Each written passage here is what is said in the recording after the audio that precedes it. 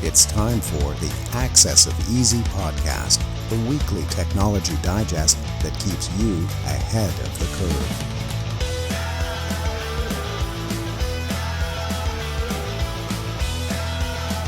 Brought to you by EasyDNS.com. Welcome back, everybody, to the Access of Easy podcast.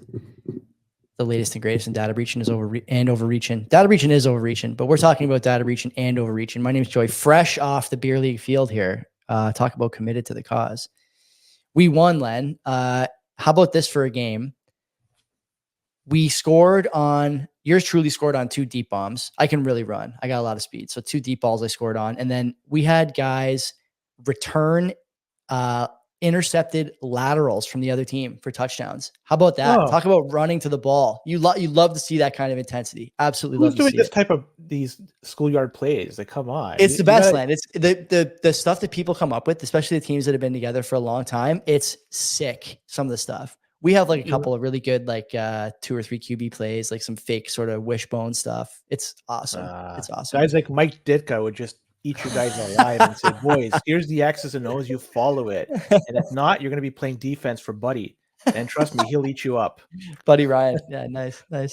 Okay, so we got quite a bit to talk about today. Let me just head to the quote of the week, as we are keen to do It's here. a Russian dude. Yeah, last week's quote. We know they're lying. They know they're lying.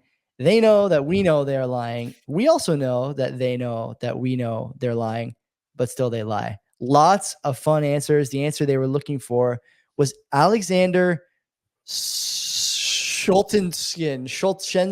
It's a tough name to pronounce. Yeah, so really hanging out to dry there. No suggestions from you on that one. Did you read up on this dude? No. No, he hated the Soviet Union. He was talking about the gulags and everything, but he's a Russian. So he grew up in a very interesting time. Maybe he grew up in interesting times. He did. He tried to bring shine a light on something that's going on behind the Iron Curtain. I love it. Jonathan got that. So well done, Jonathan. This week's quote, a lot shorter, thank God. The trials we endure can and should introduce us to our strengths. I like that quote too. There's a lot of good quotes here.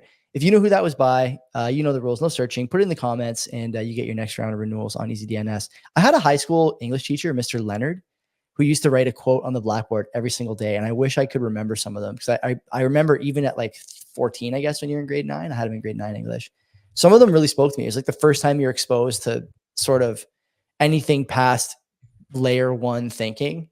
And I always appreciated that the older I got. I hope that Mr. Leonard's doing well. Anyway. Back when Linux still does this. Yeah. But when you used to log on with the text prompt, now everyone has the graphical prompt to log on. But before when it was the text prompt, when you logged on, every time you log on, you got a quote. Every time. Nice. I like that. And just recycled it. And it was, thousands and thousands. I'm a sucker for a good quote. Like we've talked before about how Civ 6, Civ 5, all the civilizations, when you research a tech in those games, it gives you like a, appropriate quote from some historical figure. I always like that. Anyway. So Len, how many stories you got here? 1, 2, 3, 4, 5, 6 stories. 5 plus the bonus. Some bangers here. The Google one is like nuts. Do you want to start there?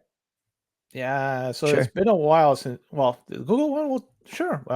They're a frequent flyer, I think, on this show. No, let's talk. I mean, the order I have it here because now that screwed me up. Okay, whatever. Start wherever you want. I don't care. Google, let's do that. They're feeling the wrath of the Department of the U.S.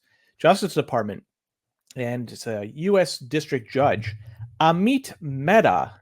Wow, he said that they're acting as one to maintain its monopoly. No kidding, right? Let's be honest. Google does this. So having a search engine like Google, this is an extremely powerful tool that they have at their disposal.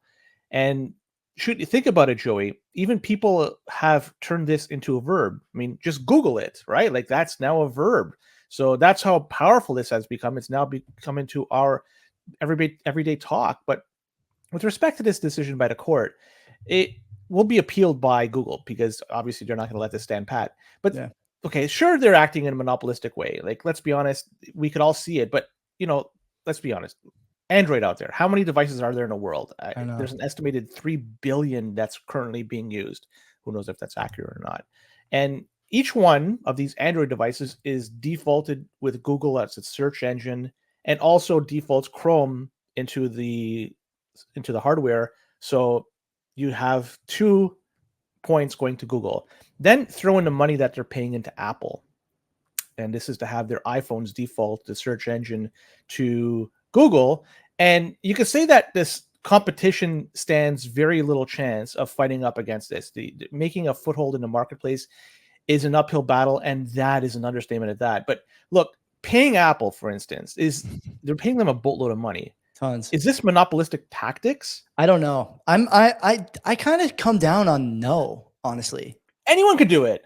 Yeah. I could do it. You have to have the scratch to do it. The capital, yeah. Right. Like, it's not like Apple's forced to do it. Apple's doing it because they're obviously, it's advantageous for them to do. It's financially advantageous for them to do so. So anybody else could do it. If Microsoft, and they have deep pockets, if they want to do the same thing and say, okay, Apple, I'm going to, whatever Google's paying you, give you an extra $1 billion on top of that, and you make big our search engine, Apple's going to say, heck yeah. And for sure they'll do that. So, okay. Apple users out there, that's defaulted. Android users, but you know what each of these users can do?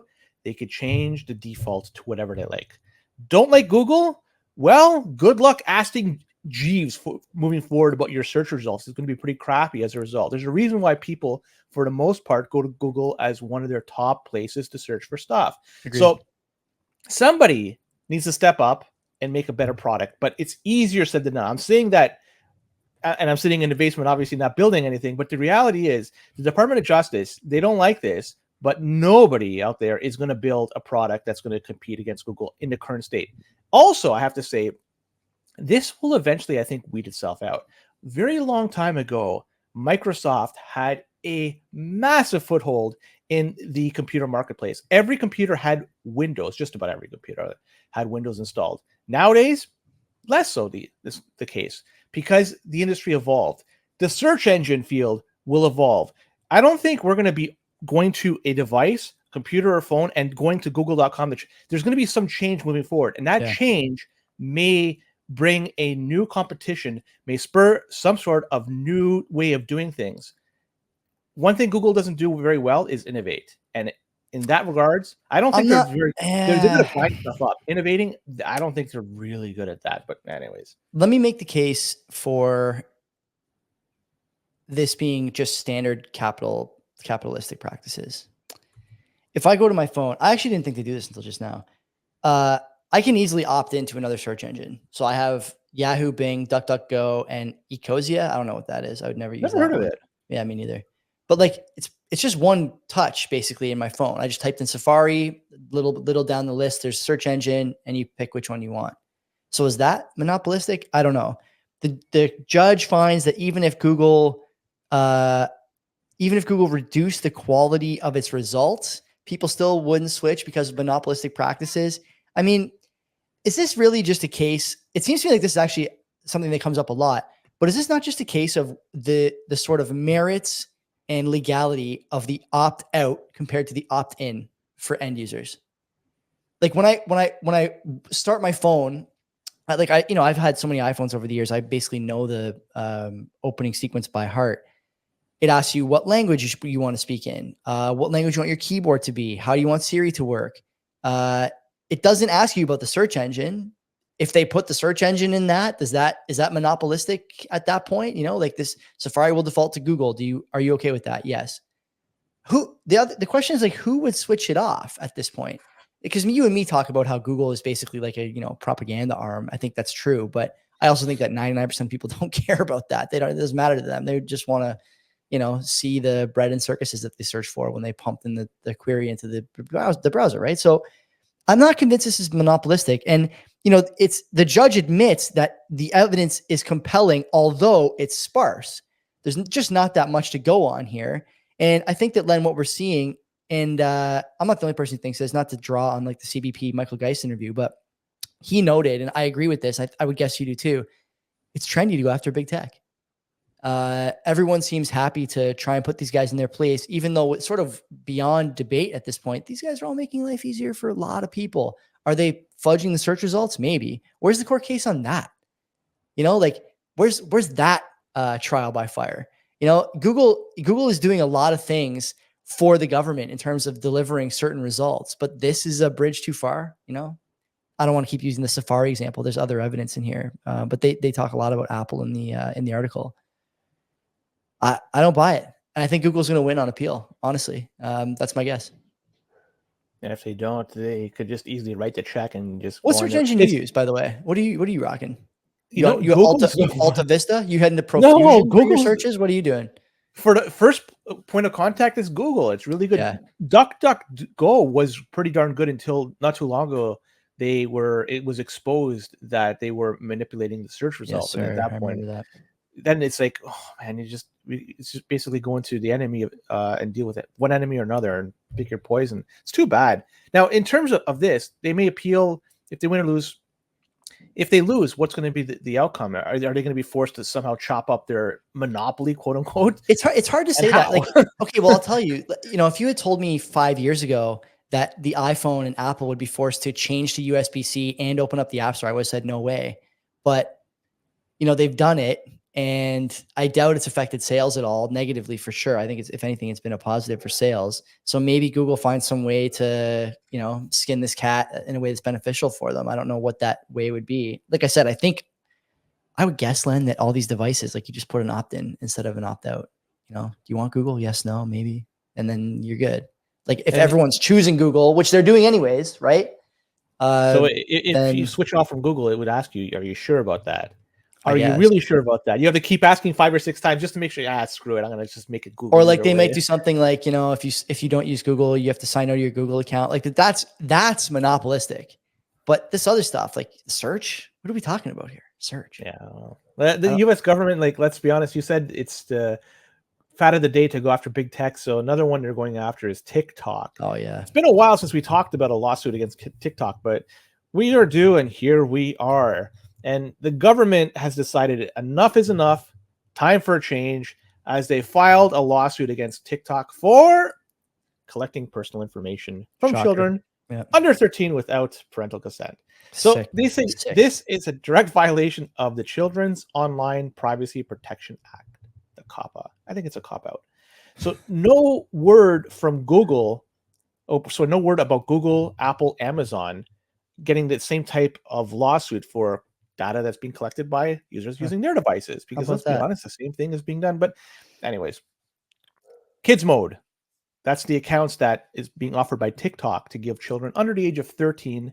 Well, it looks like, TikTok's doing a naughty thing because they're collecting extensive data from those users that are using Kids Mode and allowing them to access adult content and interact with adult users. That's a big no-no. So all apps, let's be honest, spy on people. Yeah. I mean, not all. The majority of apps spy on people. And TikTok, it fucking sucks. But they're not the only guilty party here. But we need a scapegoat. There is an election going on this year. The Chinese app, low-hanging fruit, might as well go after them. You can say, yeah, we are fighting for the little guy. We're here to protect you. But there's others out there that are doing the same thing. I'm go after TikTok, great. But, go after the rest as well. Yeah. Make sure that you are even keel when dealing with these type of instances. There's more than just TikTok. Yeah, TikTok sucks, but so does a lot of other things. The collected data thing is a weird one. I didn't know that the company failed to delete personal information, blah, blah, blah, when parents requested it.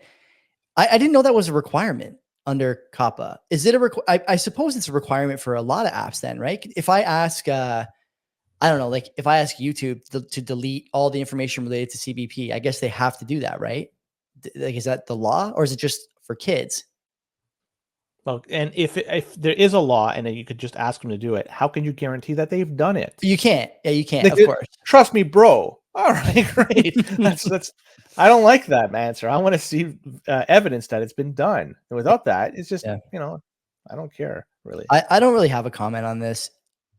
I as a separate sort of in the same vein, I have a kid on the way. I'm not going to give them access to TikTok and YouTube Kids. These AI generated, like, drooling baby type videos. It's just not good. And how many times then we've talked about, like, the government of China is giving us one algo while the kids in China get engineering videos and STEM videos, whatever, like, do the math, man. Raise your own damn kids, as Charles Barkley once said. So next one, AI censorship. I like this act. The Nurture Originals, Foster Art, and Keep Entertainment Safe Act. The No Fakes. I can't. That's the dumbest, absolute terrible name. One of the worst names we've had on this these show. names. I mean, we have to rank them like we do these hacker groups, and I don't know if we can go into negative territory, but if it's possible, I'd like to go to the maximum in terms of negativity here. Sure. Bad. It's awful. It does nothing to tickle. I'm with you. I'm with you. People who are watching a video, I'm sorry for fidgeting. My back is soaked, and now I can feel it's like getting on the chair. Yeah, I hate that. That's why you need a leather chair. Those are the best to sit on, by the way. For my car. I forgot. Yeah, just spring for some leather cover or something like that. Either way, this No Fakes Act, this was introduced in the Senate by 2 senators, one Democrat and another a Republican. So it's crossing the boundaries of both lines here. So Senator Chris Coons and Senator Marsha Blackburn. I've heard of Chris Coons, but I haven't heard of Senator Blackburn before. Opposite for me. The one Blackburn rings a bell, Coons doesn't. Yeah. So the aim of this bill is to stop AI generated content that, that they say is an unauthorized digital replica. Everybody's seen these. I mean, I'm not talking about the Janet Yellen or the AI Jerome Powell out there talking smack about people's finances, but those are funny things. That's what they're not trying to stop here. What they're trying to stop is stuff that's coming out from Hollywood. And so you're copying stuff over there. There's an IP surrounding the movies or the stuff that comes out from Hollywood. So in this case, that industry is pleased with this proposal. I mean, the likes of Disney and the Motion Picture Association, they're giving this all a collective 2 thumbs up, or I guess 6 thumbs in this case. Either way, I wish they could use those same thumbs, because they don't have a collective bone in any of those thumbs to write up a better script for stuff we could watch these days, because they're just rehashing the same old garbage. Anyways, I'm just going into a tangent here. The thing is, people are saying that this may limit free speech, because if you're going to have some sort of limitation on what you could do with artificial intelligence, and in this case, they're trying to stop from copying stuff in Hollywood. Well, given the people who are going to be administering this, the government, and lobbyist groups out there that fund a lot of politicians, they're very powerful and they get a lot of things going their way. It's possible that you could see this thing being taken too far. And if it does go too far, really, come on, like, who's the end? Who are they pissing off? It's really the end user here, the people that want to see some funny stuff. It's not harming anything. It's not harming in the industry. In fact, I would make an argument, maybe it may bring some new eyeballs. I don't watch movies these days, but if I see something funny that is AI generated, that is tied to a particular film, there is a chance, albeit very small at that I'd watch that particular movie. Without that, I guarantee I'm not going to watch it. So these guys, they may be shooting themselves in the foot. Like I say, they don't have a creative bone in their body these days. And looks like they're after the people that just want to bring some new eyeballs to their product. So screw them. I want to read this from the article. I'm going to read 2, actually just one paragraph. The EFF, Electronic Frontier Foundation, you've heard of this, I'm sure, doesn't like this definition, the definition that you mentioned, calling it broad. Well, the right is given to people, that would be celebrities, other holders of rights to their likeness, heirs 70 years after their death, but also retroactively for those who have already died. That the bill ultimately has to do with money, hence such enthusiasm in the entertainment industry is one thing, but its potential at the same time to provide another avenue for undermining speech is another. Spot on. I'm not only not in favor of any legislation in either case. There's 2 examples here, one from the EFF, or one that EFF supports and one that these other parties support. Isn't the correct response to this good luck? Good luck. How are you going to... Can't stop this train, man.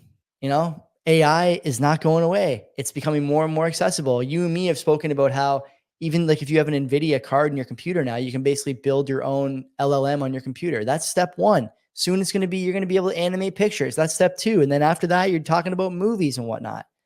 The photorealism in the AI stuff is getting better and better. And as you mentioned, there's all these videos floating around of Powell and Yellen and whoever. You don't think that some politician is going to say that's not satire, that's misinformation? Of course they're going to. Of course they're going to. Why would they not? What about the behavior of modern politicians tells you that they're suddenly going to, be okay with a little bit of humor? I would say not much. And so I come down with 2 feet on the side of good luck to all the people trying to oppose this stuff with legislation. Good luck. I wish you the best. Have fun not being copied. Have fun staying original. Yeah. So let's talk about what Android users should be aware of, because there's a new attack out there that aims to steal users' SMS messages. And this has been going on since February of 2022. People may be wondering, SMS, is there, this really just worthless information? But people have been using it as a place for those one-time passwords when logging in to certain websites. So there may be a use for stealing somebody's or getting access to somebody's SMS messages. And as for Zimperium's report, this malware was monitoring one-time password messengers across 600 global brands. And some global brands have user accounts in the hundreds of millions of users. So that's a lot of information that they could potentially get. So the users, they're hurting themselves in this particular case because the malware doesn't just simply show up on your Android device.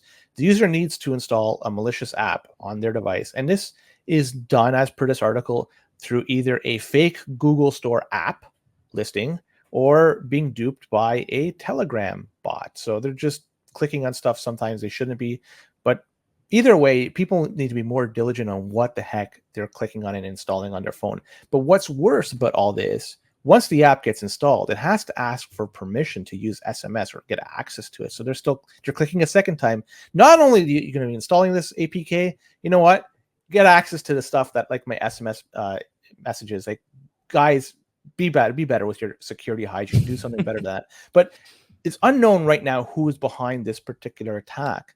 But now that there's a database that's been created and it's somewhere out there that now correlates names of individuals, telephone numbers, login information, all tied to particular accounts, that's a lot of information that could be used moving forward, potentially sold, and there may be a bigger hack down the road if this information ends up in the wrong people's hands. So another thing I just got to say, like, just don't install stuff. It does not make sense.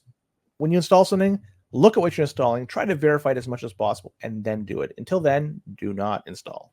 It's funny that the chain of infection starts with a typical phishing attack on WhatsApp. It's all like, no matter how sophisticated the attacks are that we talk about on this show, how do they always start, Len?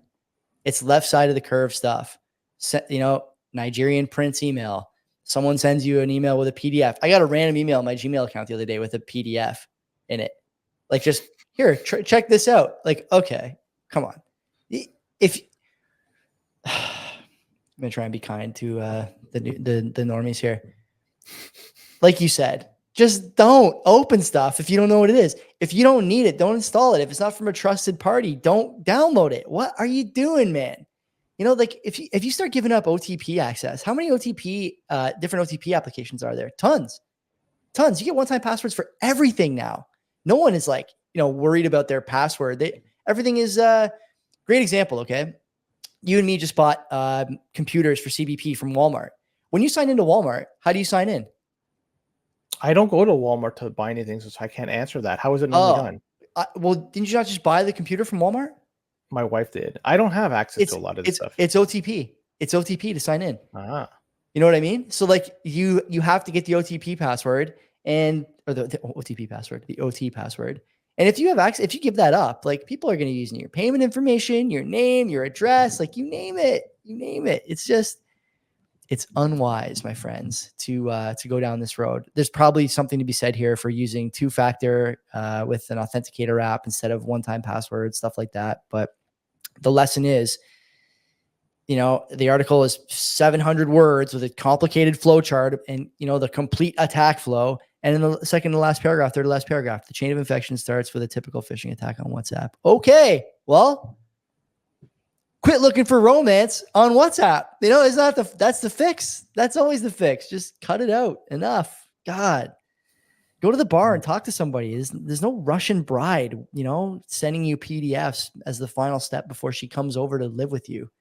Just cut it out. Just cut it out. But things are bad over there. Like they got rid of stuff like McDonald's and the Apple Store. Good Russian brides could be piling up. Yeah, because they want to get all the latest and greatest in terms of technology and stuff. They don't have access to over there, but they can in the Western country. I love it. Who knows? Maybe I'm just a sucker for you hopeless romantic. Yeah, I'll just keep clicking away. Hopefully something will come up. The Online Safety Act, and it's called anyways, this thing has been passed by Senate with flying colors, and it may end up becoming law in a not too distant future. And this bill has not only been blessed by the Senate and passed with resounding numbers, but Congress looks like it's probably going to green light this as well when they return back to their sitting.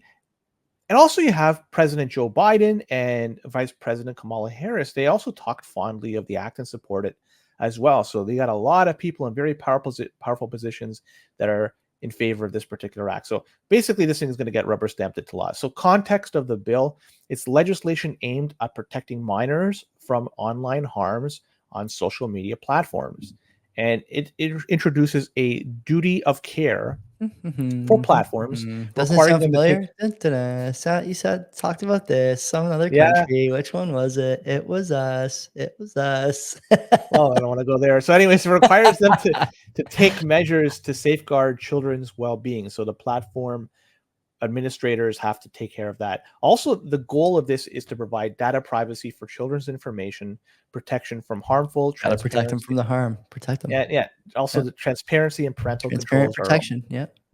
So the aim of this is also to improve or reduce mental health issues, cyberbullying, addiction to screen time, stuff like that. But on the flip side, people are saying the bill could lead to censorship of lawful content.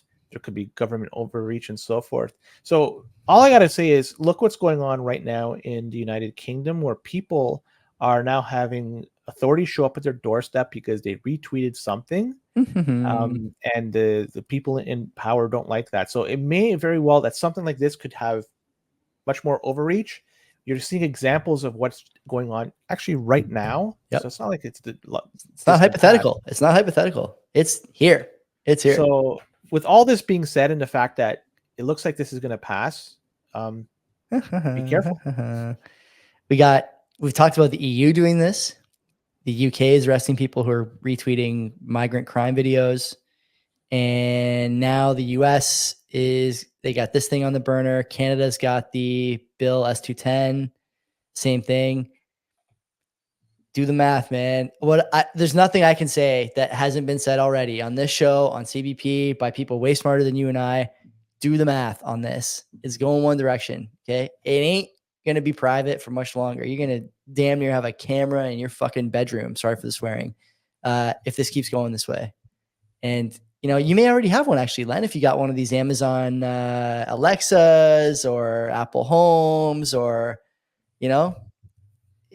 it's clear that there is a coordinated, concentrated, and I think very much cohesive set of attempts to make sure that everyone knows what you're doing online and when you're doing it. And they want to make sure that you understand that you will be punished if you say something that's not friendly to the regime. Sad state of affairs, but it's going that direction, buddy. What can I say? We have one more addition. Let's do it. I'm gonna do my absolute best here. This is over my head. Mark and I talked about this last night. I'm gonna go to my notes here. I made notes for this one because some of them are difficult. It's with respect to Krebs. This is a Krebs on security story that Mark has taken issue with, and he's posted a blog on domainsure.com. It's under the news section. The title is "Sitting Duck DNS Flaw is a Red Herring," and there's something to be said here. Krebs did this thing where he was talking about how this sitting duck DNS issue, alleged DNS issue, was a problem for DNS providers, and that it was a DNS vulnerability. Mark is making the case that it's really not. So I'm gonna go through the sort of notes here, and you tell me what you think. The way that this works is a domain owner uses a registrar to point a domain at a name server. Okay. A name server, NS and DNS. A big company can point a domain at another DNS provider for a specific application or for a specific purpose. So let's say like if you're doing an ad campaign, right? You and me start an ad campaign, CBP, Ethereum airdrop.com. Okay. Not that we would ever do that, but let's say we did. And at the end of the campaign, we just let the thing die, but we don't actually do anything with it. The DNS provider years later maybe deletes the account associated with that website, but doesn't actually do anything with the domain. It stays where the owner had it pointed via the domain registrar. Krebs is saying that this is the fault of the DNS providers, right? That the people who are leaving these things out to dry have no responsibility, and the registrars have no responsibility. Well, not quite. It means really that if you were like another company who knew about this like stuff that was floating out there being like unattended to and forgotten about, you could come in, grab those domains from the DNS provider with a new account and add those domains to your account. And then you control where those things point. So you can point it anywhere. You can set up a fake page, a fake CBP airdrop. You can drop malware on people. There's tons of options. The possibilities are endless. The only entity that can control the forgetfulness of these companies is the registrar. And Mark Monitor, the company that is sort of part of this story, was quick, very quick. They're like the big gun in this domain. No pun intended, is embracing Brian Krebs' explanation because it means that they weren't responsible for anything here, even though they were. So Krebs is wrong, and these guys are amplifying the message like 100%. This is right. We didn't do anything wrong, blah, blah, blah. If you had used DomainSure, you would have had your stuff monitored. Mark pointed out that they would send emails or notify people, hey, this thing is floating out there, just so you know it's not being paid for anymore, but you still are responsible for where it points, FYI. And DomainSure does this, but these other companies just don't. The guys who are running the big ships. And so I would say if you're looking at this story and thinking, oh man, am I vulnerable? Not if you use DomainSure. As in every story here, it seems to me, and I'm not just saying this because this is not Easy DNS podcast, although it is. How many times has Mark told us about these stories and been like, yeah, this would never happen if they had been using us because we have XYZ product, XYZ protection, XYZ whatever. And, how many people come from CBP to use Easy DNS for stuff or get advice from Mark and then come to us and say, yeah, the service was bad, the product wasn't secure, blah, blah, blah. Zero. The answer is zero. And so although this is a little above my technical expertise, I think I did a decent job summing that up. The point is, Krebs got this wrong.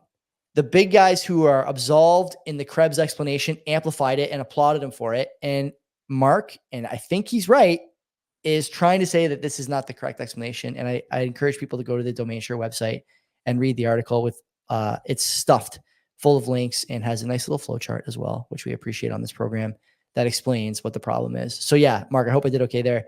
I'm 100% with him. Makes sense for me. He explained it to me from first principles yesterday over the course of like half an hour. And I am confident that he is correct, sir. So the question is then, Krebs, they know their stuff. It's not like they're Question is why did he get it wrong, right? Yes. Yeah. Who are they protecting, or was there an exchange of money? Or given the fact what just happened recently, I'm sorry, I'm mistaking them with Kaspersky, my mistake. Mm-hmm. But either way, you know how many followers Krebs has on Twitter, by the way? I have no idea. I'll guess maybe almost 250,000. Yeah, almost 400,000. A lot. Okay. He's a huge name in security, right? So, can he be bought? I don't know. But it makes you wonder, like, if he got that wrong, what else did he get wrong? And again, I'm not a technical expert, but the way it was explained to me, yeah, of course, the company should tell you if there's like a potential hazard to your business or your brand because you forgot about something that you bought, 5 years ago for a 2-month campaign. Naturally, this is like a thing you should be doing, in my estimation, anyways. So, make it that what you will. But yeah, there you go. Done. Great. I am adding nothing to that. You did a very good job. Super. I appreciate that. I'm going to go munch on some scrambled eggs, maybe some cheese and some salami. My name is Joey. That's Len. That was Access of Easy. Don't forget, subscribe to the podcast and enjoy the rest of your first weekend of August. Is it second weekend of August? I guess last weekend was the first one, right? Second weekend of August. Hit some balls, cut the grass. You know the drill. We'll talk to you guys next week. It's going to rain, man. No, at least on Friday it's going to rain. It's not Saturday. Anyways, yeah. Have a good one.